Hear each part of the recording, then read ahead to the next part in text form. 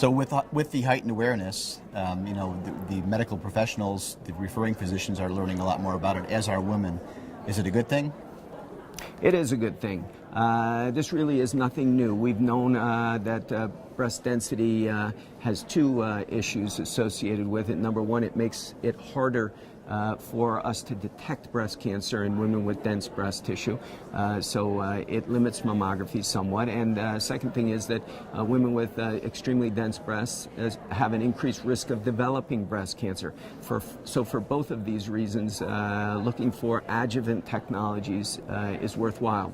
So we want to do additional testing above and beyond the traditional 2D mammogram.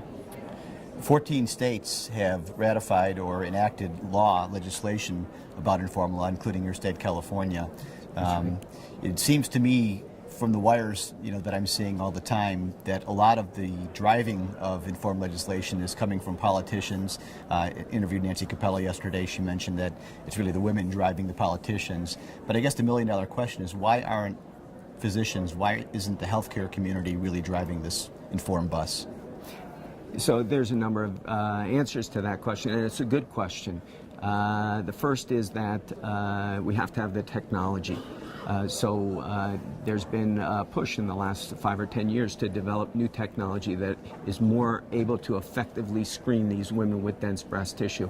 And some new technologies are now available, including digital tomosynthesis, which is the so-called 3D mammogram, as well as a number of automated ultrasound screening technologies. This allows us to screen the entire breast in an automated fashion, and ultrasound is unaffected by breast density.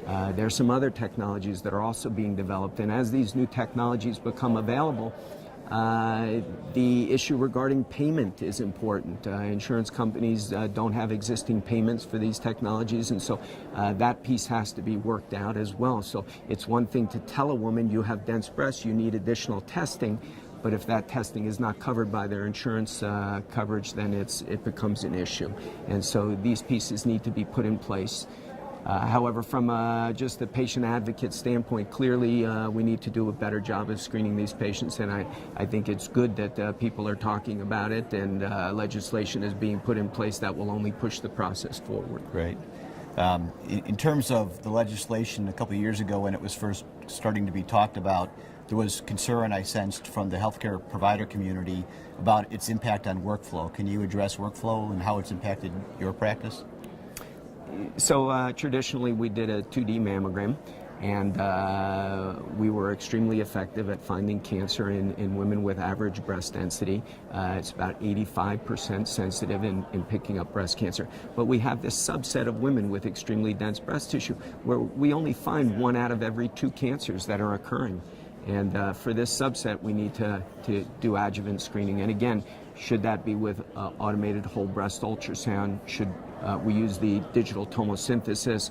All of those technologies add further time in the workup and further expense. Mm-hmm. And that type of workup needs to be evaluated, tested, proven that it's effective. And then our payers need to agree to pay for the technology, and all of this has to be worked out.